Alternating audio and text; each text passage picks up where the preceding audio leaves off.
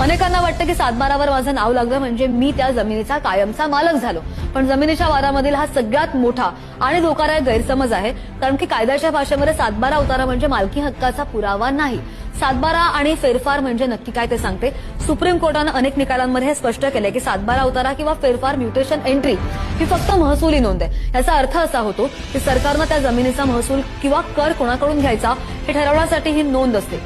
फेरफार किंवा सातबारावरील नोंद तुम्हाला ज्या जमिनीची कायदेशीर मालकी देऊ शकत नाही. मग खरी मालकी कशावर ठरते? जमिनीची खरी मालकी ठरते सातबारावर नाही तर कागदपत्रांवर.